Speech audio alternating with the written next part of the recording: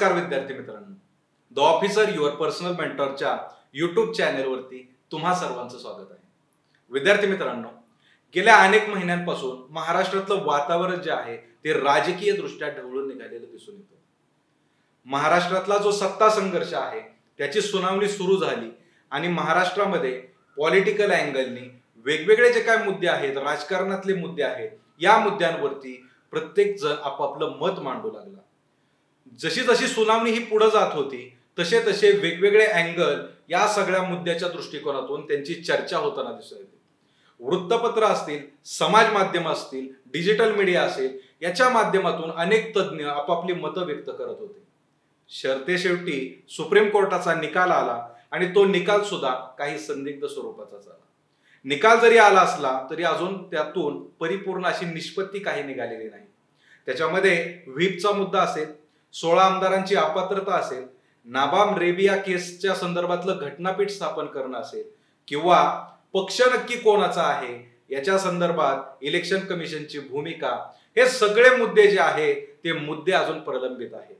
आणि याच अनुषंगाने समाज माध्यमांवरती 2 गट पडलेले दिसून येतात आणि दोन्ही गट आपल्याच बाजूने कसा निकाल आलेला आहे आणि आपलीच बाजू कशी भक्कम आहे या दृष्टीने जो काही सपोर्ट आहे तो करताना दिसून येतो. स्पर्धा परीक्षांची तयारी करत असताना एक परीक्षार्थी म्हणून हे सगळे मुद्दे आपल्या दृष्टिकोनातून इरिलेव्हंट आहेत. आपण मात्र या सगळ्या मुद्द्यांच्या अनुषंगाने आपल्याला कॉन्स्टिट्यूशन जे आहे त्या कॉन्स्टिट्यूशनल प्रोव्हिजन्स, पार्लमेंटरी प्रोव्हिजन्स आणि आपला अभ्यासक्रम याच दृष्टिकोनातून या सगळ्या मुद्द्यांना पाहायचं आहे. बाकी पॉलिटिकल कॉन्ट्रोवर्सी होतच राहील, मात्र आपल्या परीक्षेच्या दृष्टिकोनातून याच्यातले वेगवेगळे जे मुद्दे आहेत त्याच्यामध्ये पक्षांतर बंदी कायदा आहे, व्हीप आहे, अपात्रतेचा निर्णय आहे, सुप्रीम कोर्टाचे वेगवेगळे जजमेंट्स आहेत, फ्लोर टेस्ट आहे आणि राज्यपालांची भूमिका आहे. हे सगळे मुद्दे आपल्या परीक्षेच्या दृष्टिकोनातून आहेत आणि हेच मुद्दे आज आपण आपल्या हॅशटॅग पॉलिटी या टायटल अंतर्गत पक्षांतर बंदी कायदा आणि आमदारांची जी काय अपात्रता आहे या हेडिंग खाली हे सगळे मुद्दे जे आहेत ते आपण त्याची चर्चा आपण आज करणार आहोत. सुरुवात करूया. हे सगळे मुद्दे अभ्यासत असताना आपली जी काय टाइम लाईन आहे किंवा आजच्या या लेक्चर मध्ये आपण नक्की काय काय पाहणार आहोत, तर या मुद्द्यांच्या अनुषंगाने या इश्यूची, या समस्येची जी काय पार्श्वभूमी आहे, आजचा जो काय आपला मुद्दा आहे त्याचं एक बॅकग्राऊंड आपण पाहणार आहोत. दुसरं, व्हीप ही जी काही संकल्पना आहे, भारतीय संसदीय राजकारणातली जी काय व्हीप ही संकल्पना आहे, ते व्हीप नक्की काय आहे, त्याचे कार्य काय असतात, हे सुद्धा आज आपण पाहणार आहोत. पुढे पक्षांतर बंदी कायदा जो आहे अतिशय महत्वाचा आहे आपल्या अभ्यासाच्या दृष्टिकोनातून, तो पक्षांतर बंदी कायदा पाहणार आहोत. पुढे बहुमत चाचणी आणि राज्यपालांची जी काय भूमिका आहे किंवा बहुमत चाचणीसाठीचं जे काय प्रोव्हिजन्स आहेत ते सुद्धा आपण पाहणार आहोत. याच्यानंतर याच संदर्भात, बहुमत चाचणीच्या संदर्भात न्यायालयाचे विविध निकाल आहेत, निवाडे आहेत, त्यांचा संदर्भ पाहणार आहोत. आणि शेवटी आयोगाने पक्षांतर बंदी कायदा आणि इलेक्टोरल रिफॉर्मच्या दृष्टिकोनातून काही प्रश्न विचारलेले आहेत. या प्रश्नांचा सुद्धा आज आपण आढावा घेणार आहोत. विद्यार्थी मित्रांनो, सुरुवात करूया. सुरुवातीलाच या सगळ्या मुद्द्यांची चर्चा करण्याची पार्श्वभूमी काय आहे, तर नुकताच महाराष्ट्रातील सत्ता संघर्षाचा सुप्रीम कोर्टाचा जो निकाल आहे हा निकाल आलेला आहे. आणि या निकालामध्ये सुप्रीम कोर्टाने भरत गोगावले जे शिंदे सरकारने किंवा शिंदे गटाने जे काय व्हीप म्हणून भरत गोगावलेंची नेमणूक केली होती, ती नेमणूक सर्वोच्च न्यायालयाने बेकायदेशीर ठरवलेली आहे. पुढचा मुद्दा आहे आमदार अपात्रतेच्या संदर्भात जे काय 16 आमदार आहेत यांच्या अपात्रतेचा निर्णय हा विधानसभा अध्यक्षांनी घ्यावा, अशा संदर्भातलं जजमेंट सुप्रीम कोर्टाने दिलेलं आहे. आणि शेवटी राज्यपालांनी बहुमत चाचणीचा आदेश देणं हे कायद्याला धरून नव्हतं, असं देखील मत सुप्रीम कोर्टाने या संदर्भात नोंदवलेलं आहे. आणि हा निकाल आल्यानंतर हे सगळे मुद्दे जे आहेत, हे सगळे मुद्दे आपल्या चर्चेच्या दृष्टिकोनातून, अभ्यासाच्या दृष्टिकोनातून देखील तितकेच महत्वाचे आहेत. आणि मग सुरुवातीलाच सुप्रीम कोर्टाचा निकाल आल्यानंतर हे जे काय व्हीप ही संकल्पना आहे, ही व्हीप संकल्पनेचा उदय नक्की कसा झाला आणि भारताने ही व्हीप संकल्पना नक्की कशी स्वीकारली. आता ही व्हीप संकल्पना जी आहे, ही व्हीप संकल्पना संसदीय शासन व्यवस्थेत ब्रिटनमधील परंपरेने किंवा संकेताच्या आधारावर निर्माण झालेलं पद आहे. व्हीप हे जे पद आहे ते भारतीय राज्यघटनेमध्ये त्याचा कुठे उल्लेख नाही. संसदेच्या जे काय पार्लमेंटरी प्रोव्हिजन्स आहेत या प्रोव्हिजन्स मध्ये सुद्धा व्हीपचा कुठे उल्लेख नाही. मात्र हे व्हीपचं जे पद आहे हे संकेताच्या आधारावरती पार्लमेंटरी प्रोव्हिजन्स पार्लमेंटरी कन्व्हेन्शन जे आहेत, परंपरा ज्या आहेत त्यांच्या आधारावरती हे व्हीपचं पद जे आहे ते निर्माण झालेलं आहे आणि ते संसदीय शासन व्यवस्थेमध्ये आपण ते व्हीपचं पद स्वीकारलेलं आहे. आता हे व्हीप नक्की कोण असतात? तर व्हीप याला दोन अर्थ आहेत.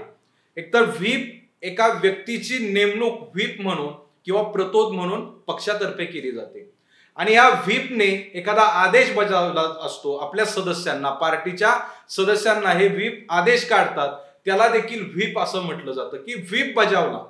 आणि जी व्यक्ती असते त्या व्यक्तीची नेमणूक व्हीप म्हणून केली जाते आणि म्हणून प्रत्येक पक्ष जो आहे सभागृहातील आपल्या सदस्यांमधून काही व्यक्तींची नेमणूक व्हीप म्हणून करतो आणि त्या व्हीपच्या प्रमुख जे असतात त्यांना चीफ व्हीप असं म्हटलं जातं. आता प्रत्येक सदस्य, प्रत्येक पार्टी आपला एक व्हीप नेमत असते. तसंच सरकारी पक्ष, जो पक्ष सत्तेमध्ये असतो त्या पक्षाचे सुद्धा व्हीप असतात आणि ते पक्षाचे व्हीप लोकसभेमध्ये वेगळे असतात आणि राज्यसभेमध्ये वेगळे असतात. आणि मग संसदीय कामकाज मंत्री जे आहेत हे लोकसभेतील सरकारी पक्षाचे चीफ व्हीप म्हणून काम करतात, तर संसदीय कामकाज राज्यमंत्री हे राज्यसभेत चीफ व्हीप म्हणून काम करत असतात. अशा प्रकारे हे व्हीप असतात आणि हे आपल्या पक्षाच्या सदस्यांना एखादी कृती करण्यासाठी, मतदान करण्यासाठी, एखादी गोष्ट म्हणजे भाषण करायचं असेल एखाद्या मुद्द्यावरती, पक्षाची बाजू मांडायची असेल तर त्या संदर्भातले व्हीप जे आहेत ते बजावत असतात. आता हे जे काय व्हीप आहे यांचं कार्य नक्की कशा प्रकारे चालतं? तर व्हीपचं कार्य पाहत असताना सुरुवातीला सभागृहात आपल्या पक्षाच्या सदस्यांची उपस्थिती साध्य करणे, पक्षातील सदस्य एखाद्या महत्त्वाच्या मुद्द्यावरची चर्चा चालत असताना पक्षातील प्रत्येक सदस्य उपस्थित राहायला पाहिजे याची काळजी हे व्हीप घेतात. आणि दुसरं, महत्त्वाच्या मुद्द्यांवरती त्यांचं समर्थन साध्य करणे, पार्टीचा जो दृष्टिकोन आहे, पार्टीची जी काय भूमिका आहे ती भूमिका पुढे घेऊन या प्रत्येक सदस्यांनी गेलं पाहिजे, अशा पद्धतीचं काम हे व्हीप करत असतात. दुसरा महत्त्वाचा मुद्दा याच्या संदर्भात आहे की पक्ष सदस्यांच्या वर्तणुकीवर हे व्हीप जे आहे ते लक्ष ठेवत असतात आणि त्यांना आवश्यक ते निर्देश सुद्धा देत असतात. याच्यानंतर पक्षाचे सदस्य सभागृहात पक्षाच्या निर्णयानुसार मतदान करतील असे सुनिश्चित करणे. एखाद्या मुद्द्यावरती ज्या वेळेस मतदान करण्याची वेळ सभागृहामध्ये येते त्यावेळेस पक्षाची जी भूमिका आहे की त्या विधेयकाच्या बाजूने मतदान करायचं आहे की विधेयकाच्या विरोधात मतदान करायचं आहे, या दोन्हीच्या बद्दल एक त्या व्हीप आपल्या पक्षाच्या भूमिकेनुसार जातील, पक्षाच्या भूमिकेनुसार मतदान करतील याची सुनिश्चिती व्हीप करत असतात.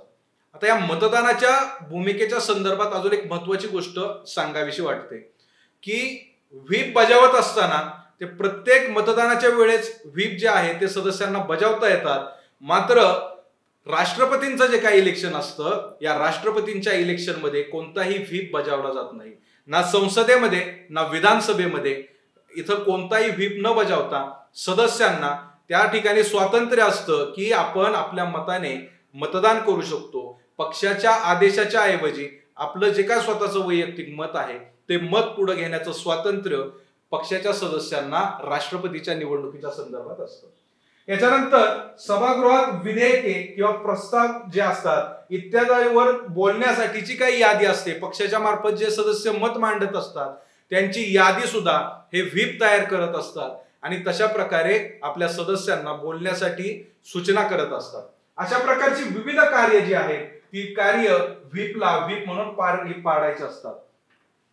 आता हे जे काही वेगवेगळे व्हीप आहेत किंवा चीफ व्हीप आहेत हे आपल्या सदस्यांना काही व्हीप बजावतात. मगाशी मी सांगितलं की दोन्ही बाजूला आपण व्हीप हा शब्द वापरतो की त्यांच्यासाठी काढलेला आदेश जो आहे तो व्हीप काढत असतात आणि त्यालाच व्हीप बजावला असं सुद्धा म्हणतात. या व्हीपचे काही प्रकार आहेत. याच्यामध्ये पहिला प्रकार आहे एक रेषा प्रतोद किंवा एक रेषा व्हीप, वन लाईन व्हीप असं देखील इंग्लिशमध्ये म्हणतात. आता हा व्हीप कशासाठी काढता येतो तर मतदानाविषयी माहिती देण्यासाठी. मतदान कोणाला करायचं आहे, अगेन्स्ट मध्ये करायचं आहे की आपल्याला त्या बाजूने मतदान करायचं आहे यासाठीचा व्हीप वन लाईन व्हीप किंवा एक रेषा प्रतोद म्हणून वापरला जातो. दुसरा आहे द्विरेषा प्रतोद किंवा टू लाईन व्हीप. हा सदस्यांना मतदानाच्या वेळी सभागृहात हजर राहण्यासाठी काढला जातो. हजर राहून मतदान करणे किंवा मतदानाच्या वेळेस हजर राहण्यासाठी टू लाईन व्हीप काढला जातो. यानंतर त्रिरेषा प्रतोद किंवा थ्री लाईन व्हीप हा सदस्यांना पक्षाने सांगितल्यानुसार मतदान करण्यासाठी जारी केला जातो. पक्ष सांगेल त्याच व्यक्तीला मतदान करायचं आहे, पक्ष सांगेल तीच भूमिका घेऊन मतदान करायचं आहे, यासाठी हा जो थ्री लाईन व्हीप आहे तो थ्री लाईन व्हीप काढला जातो. अशा प्रकारे हे काही व्हीपचे प्रकार आपल्याला या अनुषंगाने पाहता येतील. याच्यानंतर महत्वाचा मुद्दा आहे पक्षांतर बंदी कायदा. पक्षांतर बंदी कायदा हा भारतीय राज्यघटनेतला एक माइलस्टोन म्हणता येईल की भारतीय राज्य व्यवस्थेमध्ये या पक्षांतर बंदी कायद्यामुळे जे काय राजकारण आहे हे राजकारणाला किंवा घोडेबाजाराचं राजकारण आहे याला कुठेतरी चाप बसला आणि राजकारणाचं सुस्थिरीकरण म्हणता येईल काही प्रमाणात झालेलं आपल्याला दिसून येतं. पक्षांतर बंदी कायद्याच्या पूर्वीची परिस्थिती जर आपण पाहिली तर आपल्याकडे एक आयाराम गयाराम नावाची कन्सेप्ट डेव्हलप झालेली आहे.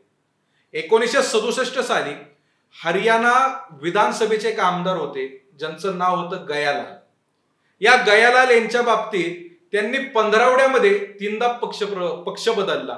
ते काँग्रेसमधून युनायटेड फ्रंट मध्ये गेले, युनायटेड फ्रंट मधून पुन्हा काँग्रेसमध्ये आले आणि अशा प्रकारे 15वड्यात त्यांनी 3दा पक्ष बदलला आणि त्यांच्यासाठीच हा आयाराम गयाराम अशा प्रकारचा शब्द वापरला जातो. आणि त्यानंतर जे जे लोक असे पक्ष सोडून जातात किंवा पक्ष इलेक्शनच्या पार्श्वभूमीवरती काही राजकीय फायद्यासाठी पक्ष बदलतात अशा लोकांना आयाराम गयाराम ही कन्सेप्ट पुढे जाऊन प्रचलित झाली.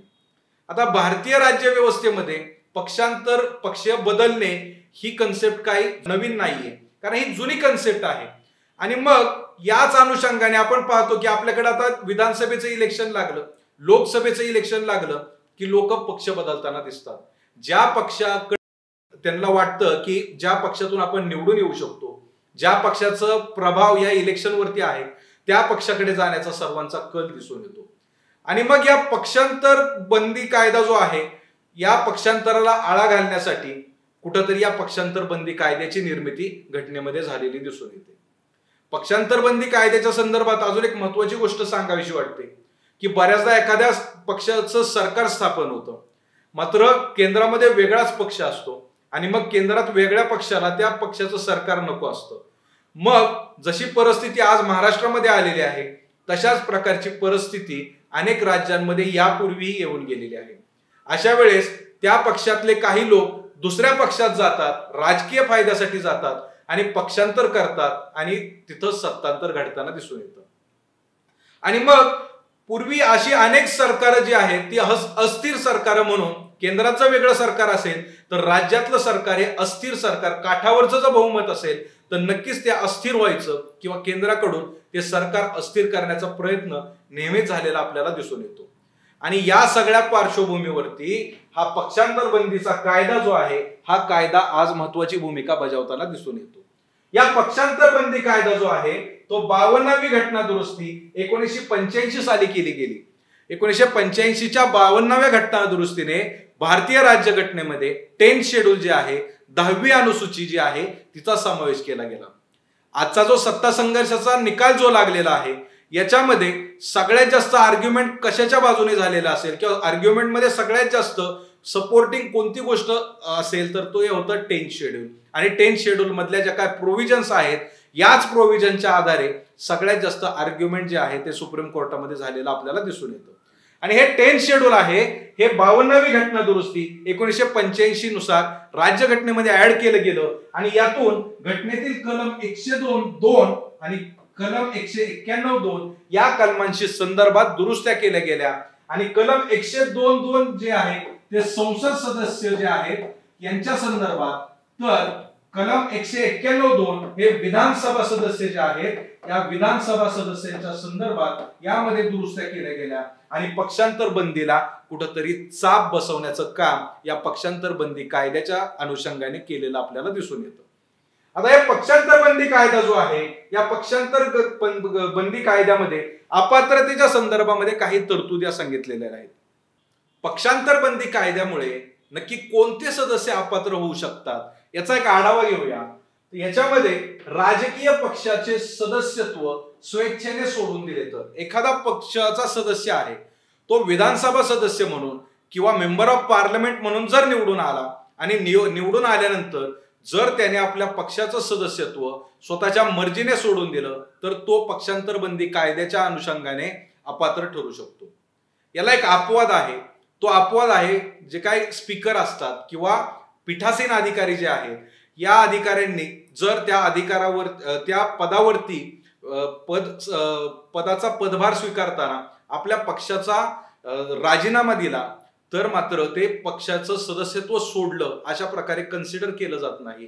कारण त्यांनी निष्पक्ष पद्धतीने काम करावं अशा प्रकारे ग्राह्य धरलेलं असतं आणि त्याच्यामुळं त्यांनी जर पक्षाचा तात्पुरता राजीनामा दिला त्या पदासाठी तर मात्र त्यांचं पक्षांतर बंदी कायद्याचं उल्लंघन केलं अशा स्वरूपाचं कन्सिडरेशन त्याच्यामध्ये होत नाही. मात्र इतर सदस्यांनी जर राजकीय पक्षाचे सदस्यत्व सोडून दिलं तर मात्र ते पक्षांतर बंदी कायद्याच्या अंतर्गत अपात्र ठरू शकतात. याच्यानंतर पक्षाने प्राधिकृत केलेल्या व्यक्तीने म्हणजे थोडक्यात आपले व्हीप जे आहे पक्षाने प्राधिकृत केलेल्या व्यक्तीने दिलेल्या निर्देशाविरुद्ध सभागृहात त्यांची पूर्वसंमती न घेता मतदान केल्यास किंवा मतदानापासून दूर राहिल्यास पक्षाने जर आदेश दिलेला आहे व्हीप बजावलेला आहे आणि सांगितलं एखाद्या विधेयकाच्या बाजूने आपल्याला मतदान करायचं आहे पण सदस्याने तो आदेश मानला नाही किंवा मतदान करायचं आहे आणि मतदानापासून तो सदस्य दूर राहिला मतदान केलं नाही तरी सुद्धा तो सदस्य पक्षांतर बंदी कायद्यानुसार आपल्या पक्षाचा आदेश त्याने पाळला नाही या कारणास्तव ती व्यक्ती अपात्र ठरू शकते. याच्यानंतर जे काही नॉमिनेटेड सदस्य असतात आपल्याला माहिती आहे राज्यसभेवरती आणि विधान परिषदेवरती काही सदस्यांचं नामनिर्देशन केलं जातं आणि मग असे नामनिर्देशित सदस्य जे आहेत यांनी 6 महिन्यानंतर एखाद्या राजकीय पक्षात प्रवेश केल्यास म्हणजे ते निवडून आले तर त्यांनी 6 महिन्याच्या आत आपला पक्ष जो आहे तो निश्चित करावा किंवा आहे त्याच पक्षाचं सदस्यत्व त्यांनी कंटिन्यू करावं. 6 महिने झाल्यानंतर जर त्यांनी एखाद्या राजकीय पक्षात प्रवेश केला तर त्यांचं सदस्यत्व रद्द होतं. याच्यानंतर अपक्ष सदस्य असेल एखादा सदस्य अपक्ष म्हणून निवडून आला तर निवडणुकीनंतर त्यांनी एखाद्या राजकीय पक्षात प्रवेश केला अपक्ष म्हणून निवडून आला आणि नंतर त्यांनी जर एखाद्या राजकीय पक्षात प्रवेश केला तर त्या अपक्ष सदस्याचं सदस्यत्व सुद्धा या पक्षांतर बंदी कायद्यानुसार रद्द होऊ शकतं. आणि अशा प्रकारे पक्षांतर बंदी कायद्यानुसार या अपात्रतेच्या विविध तरतुदी आपल्याला पाहता येतील. याच्यानंतर संसदीय लोकशाहीत पक्षांतर विरोधी कायद्याचं जे काय महत्व आहे ते महत्व देखील आपण पाहणार आहोत.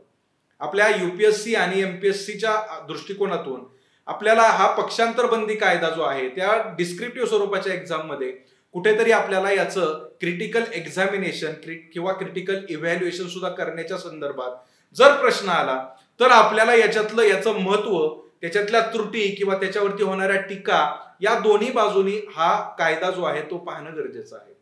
आणि मग संसदीय लोकशाहीत पक्षांतर विरोधी कायद्याचं जे काय महत्व आहे ते महत्व या मुद्द्यांच्या आधारे आपण समजून घेऊया. याच्यामध्ये भ्रष्टाचार किंवा घोडे बाजारावर अंकुश लावण्याचं काम या कायद्याने केलेलं आहे.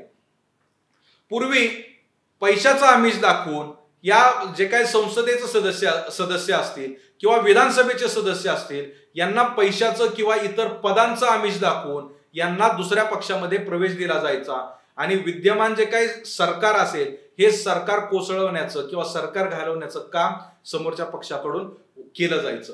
आणि याच्यामध्ये मोठ्या प्रमाणामध्ये आर्थिक देवाणघेवाण व्हायची लाभाच्या पदांची देवाणघेवाण व्हायची आणि त्याच्यामुळे हा जो घोडे बाजार आहे या घोडे बाजाराला कुठेतरी अंकुश लावावा या अनुषंगाने हा पक्षांतर बंदीचा कायदा आज खूप मोठं वरदान भारतीय लोकशाहीला असलेलं आपल्याला दिसून येतं.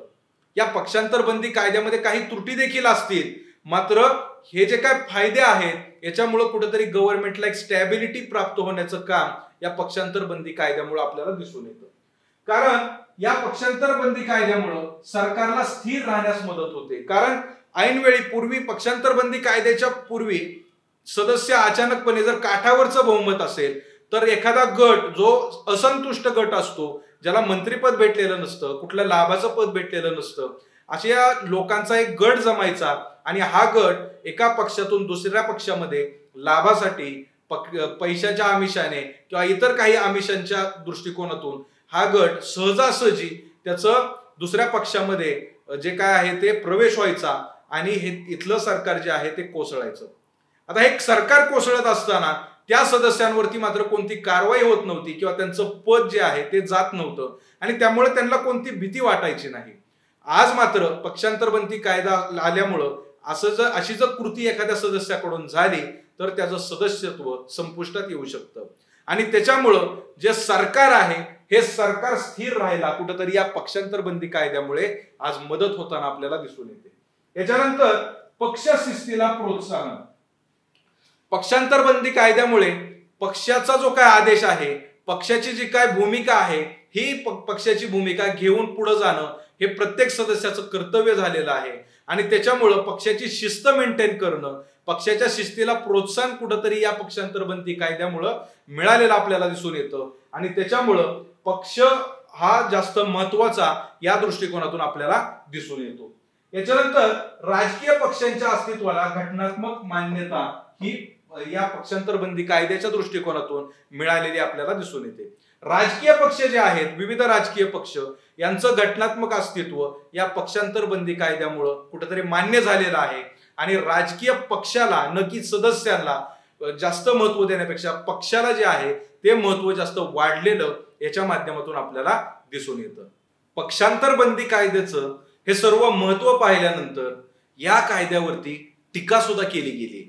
आता या कायद्यावरती नक्की काय टीका होते किंवा टीका कशा स्वरूपाची आहे याचा देखील आढावा घेऊयात.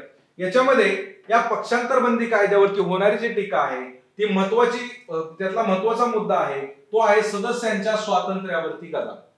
सदस्यांना व्हीप बजावला जातो किंवा सदस्यांना सूचना केल्या जातात आणि त्यांना पक्षाची जी भूमिका आहे, पक्षाचं जे मत आहे ते कुठंतरी बंधनकारक होऊन जातं आणि त्यामुळं प्रत्येक सदस्य हा वेगळ्या विधानसभा मतदारसंघातून किंवा वेगळ्या लोकसभा मतदारसंघातून निवडून आलेला असतो आणि तिथल्या लोकांच्या आशा आकांक्षा वेगवेगळ्या असतात. मात्र तो सदस्य पक्षाचा सदस्य असल्यामुळं तिथल्या लोकांच्या दृष्टिकोनातून भूमिका घेण्याऐवजी त्या सदस्याला आपल्या पक्षाची जी काय भूमिका आहे तीच भूमिका घेऊन पुढे जाणं बंधनकारक होतं आणि त्याच्यामुळं त्यांच्या स्वातंत्र्यावरती कुठंतरी गदा आल्यासारखं गदा येते. अशा प्रकारची टीका जी आहे या पक्षांतर बंदी कायद्यावरती केली जाते. पुढं मतभेदाच्या विरोधात. पक्षामध्ये अनेक विविध मतमतांतरे असू शकतात आणि decent is a jewel of democracy असं सुद्धा म्हटलं जातं आणि हे मतभेद जे आहेत, हे वेगवेगळे मत जे आहेत त्यांचा सन्मान हा लोकशाहीमध्ये केला जातो आणि मग लोकशाहीमध्ये हा सन्मान केला जात असताना मात्र या पक्षाच्या राजकारणामध्ये किंवा पक्षांच्या संदर्भात लोकशाहीचा जो काय आपला पक्षांतर बंदीचा कायदा आहे याच्यामध्ये मात्र या मतभेदास स्थान मिळत नाही आणि त्याच्यामुळं जे सदस्यांचं सदसद विवेक बुद्धी आहे ही कुठंतरी बाजूला ठेवून केवळ पक्षाची भूमिका आहे तीच आपली भूमिका असली पाहिजे अशा प्रकारची भूमिका प्रत्येक सदस्याला घेऊन जावी लागते आणि त्याच्यामुळं मतभेदाच्या विरोधात हा कायदा असल्याचं बोललं जातं. याच्यानंतर पीठासीन अधिकाऱ्याला बेलगाम अधिकार. पक्षांतर बंदी कायदा जो आहे याच्यामध्ये जे काय सदस्य आहेत यांच्या अपात्रतेचा निर्णय हा अध्यक्ष जे आहेत किंवा सभापती जे आहेत ते घेत असतात. आता सभागृहाचे सभापती हे त्या सदस्यांमधूनच एकाची निवड जी आहे ते सभागृहाच्या सदस्यपदी केली जाते आणि मग या अपात्रतेच्या निर्णयामध्ये कधीतरी त्या सभागृहाचे जे काही सदस्य आहेत त्यांच्या बाबतीत व्यक्तिनिष्ठता येऊ शकते. ते त्यांच्या पक्षाला अनुसरून डिसिजन घेऊ शकतात आणि शिवराजसिंह पाटील हे माजी सभापती जे आहेत लोकसभेचे यांनी सांगितल्याप्रमाणे की याच्यामध्ये सुप्रीम कोर्ट जे आहे तेच व्यवस्थित डिसिजन घेऊ शकतं कारण त्या पदावर बसणारी व्यक्ती जी आहे ती प्रत्येक वेळी तितकीच क्वालिफाईड असेल, तितकीच लायक असेल असं आपण सांगू शकत नाही आणि त्याच्यामुळं याच्यावरती टीका करत असताना पीठासीन अधिकाऱ्याला हे बेलगाम अधिकार या कायद्यामुळे प्राप्त होतात अशा प्रकारची टीका सुद्धा या कायद्यावरती केली जाते. याच्यानंतर केस प्रलंबित ठेवल्यास दिलासा मिळत नाही.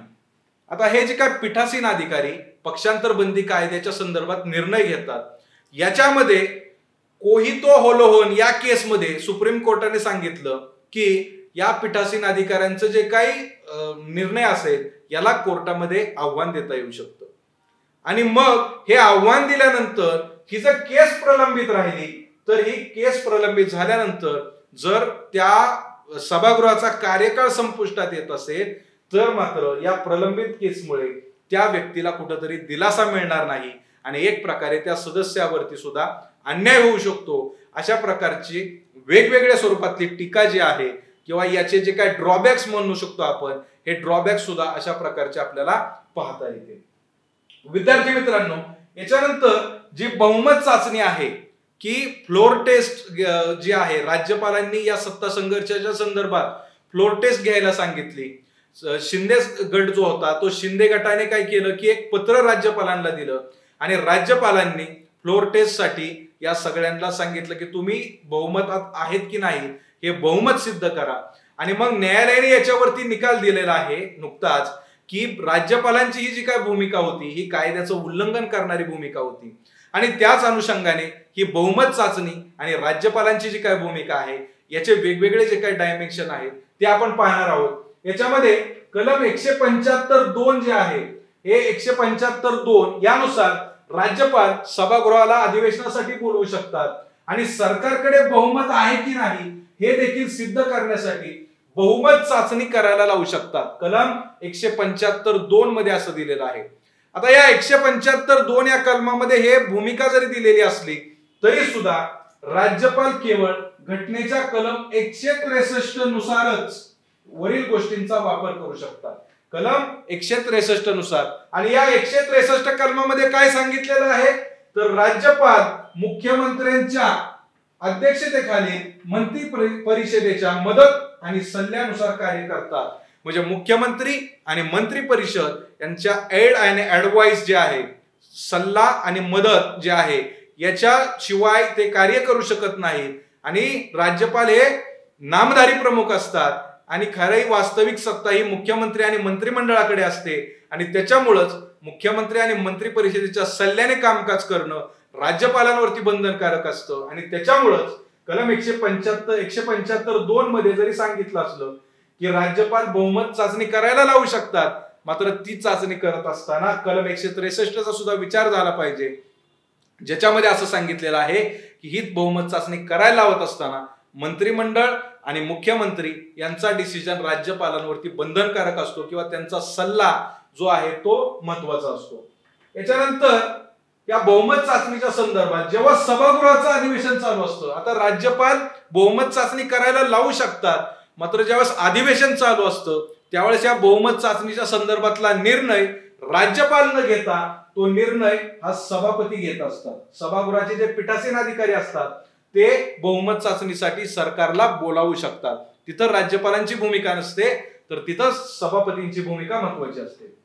आता या संदर्भात राज्यपालांचा जो काय विवेकाधिकार आहे बहुमत चाचणीच्या संदर्भात, तर तो विवेकाधिकार सुद्धा पाहूयात की राज्यपाल केव्हा आपल्या विवेकाधिकाराचा वापर करू शकतात. तर जेव्हा मुख्यमंत्र्यांनी सभागृहाचा पाठिंबा गमावला आहे आणि त्यांचे अधिकार वादातीत असतील तेव्हाच राज्यपाल आपल्या विवेकाधिकाराचा वापर कलम 174 अंतर्गत करू शकतात.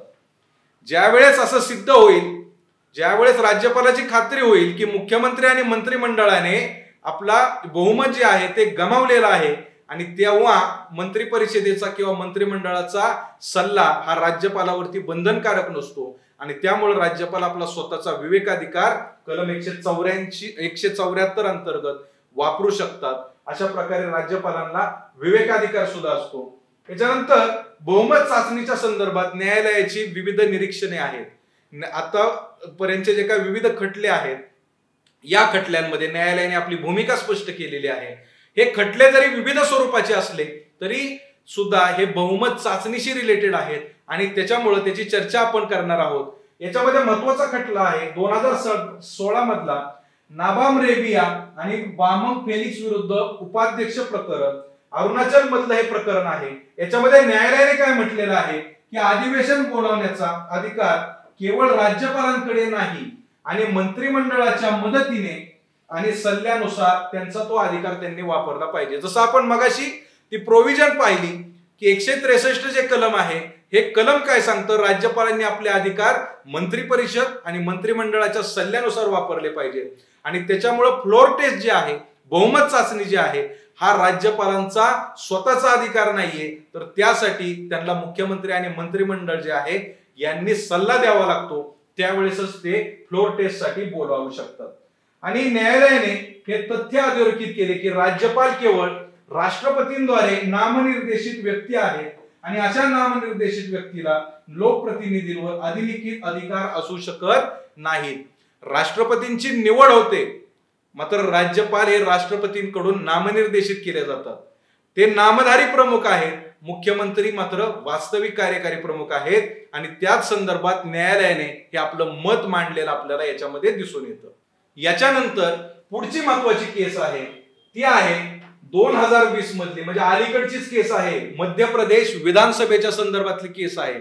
शिवराज सिंह चौहान आणि इतर विरुद्ध अध्यक्ष मध्य प्रदेश विधानसभा आणि इतर अशा पद्धतीची ही केस आहे. या केसमध्ये सरकारने बहुमत गमावले आहे असे प्रथमदर्शनी मत असल्यास बहुमत चाचणीसाठी बोलवण्याचे अध्यक्षांचे अधिकार जे आहे ते सुप्रीम कोर्टाने कायम ठेवलेले आहेत. जसं आपण पाहिलं की सरकारने बहुमत गमावलेलं आहे, हे राज्यपालांची खात्री झाली तर राज्यपाल स्वतःचा विवेकाधिकार वापरू शकतात. मात्र या केसमध्ये सुप्रीम कोर्टाने मत नोंदवलेलं आहे. याच्यामध्ये सुप्रीम कोर्ट काय म्हटलं की अशाच प्रकारचे अधिकार राज्यपालांप्रमाणे अध्यक्षांना सुद्धा अधिकार आहेत आणि हे अधिकार कायम ठेवलेले आहेत. अशा प्रकारचे मध्य प्रदेशचा 2020 मधला खटला होता, त्याच्यामध्ये फ्लोर टेस्टच्या संदर्भात हे सुप्रीम कोर्टाचं जे काही जजमेंट आहे किंवा निरीक्षण आहे ते आपण पाहू शकतो. याच्यानंतर युपीएससीने हे जे काय अँटी डिफेक्शन लॉ आहे, पक्षांतर बंदी कायदा, 10वी अनुसूची किंवा इलेक्शन रिफॉर्मच्या संदर्भात किंवा पॉलिटिकल रिफॉर्म जे आहेत, राजकीय व्यवस्थेमध्ये कोणत्या सुधारणा झाल्या पाहिजेत, या अनुषंगाने काही प्रश्न पूर्वी विचारलेले आहेत. या प्रश्नांचा आढावा घेऊयात की नक्की कशावरती प्रश्न याच्या आधी युपीएससीने विचारलेले आहेत. तर पहिला प्रश्न आहे, what are the main features of the anti defection legislation of 1985. 1985 चा पक्षांतर बंदी कायदा जे आहे त्याचे महत्वाचे फीचर्स, महत्वाच्या तरतुदी काय आहेत, असा साधा सरळ प्रश्न जो आहे तो युपीएससीने विचारलेला आहे. याच्यानंतर दुसरा आहे, describe the silent features of anti defection law. याच्यामध्ये पुन्हा तेच आहे की महत्वाचे जे काही फीचर्स आहेत, तरतुदी आहेत, यांच्यावरतीच हा प्रश्न जो आहे तो आहे की डिस्क्राइब करा किंवा त्याचं वर्णन करा, अशा संदर्भातला प्रश्न आहे. याच्यानंतर identify the major electoral reforms. जे काही निवडणूक विषयक रिफॉर्म्स आहेत, कोणते रिफॉर्म झाले पाहिजेत, तर या संदर्भातला हा प्रश्न आहे. Which are necessary in Indian political system. भारतीय राज्य व्यवस्थेमध्ये इलेक्शनच्या तरतुदी ज्या आहेत त्याच्यामध्ये कुठले रिफॉर्म झाले पाहिजेत, अशा अँगलने हा प्रश्न आहे. आणि अँटी डिफेक्शन लॉ आणि भारतीय राज्य व्यवस्था या अनुषंगाने हे विविध प्रश्न जे आहेत ते आयोगाने विचारतात. विद्यार्थी मित्रांनो, आज आपण अशा प्रकारे हा एक महत्वाचा इश्यू जो अनेक महिन्यांपासून महाराष्ट्रामध्ये ज्याची चर्चा होत आहे त्याला आपल्या अभ्यासाच्या दृष्टिकोनातून आपण त्याचा आढावा घेतला. अभ्यासाच्या दृष्टिकोनातून, आपल्या परीक्षेच्या दृष्टिकोनातून त्याचे जे काय मेन महत्वाचे मुद्दे आहेत जे आपल्या अभ्यासक्रमाशी रिलेटेड आहेत, या सर्वांची चर्चा आज आपण आपल्या या #पॉलिटी अंतर्गत केलेली आहे. इथेच थांबूयात. धन्यवाद. The officer, your personal mentor चॅनलच्या नवनवीन अपडेटसाठी चॅनलला लाईक, सबस्क्राईब आणि शेअर करा. थँक्यू.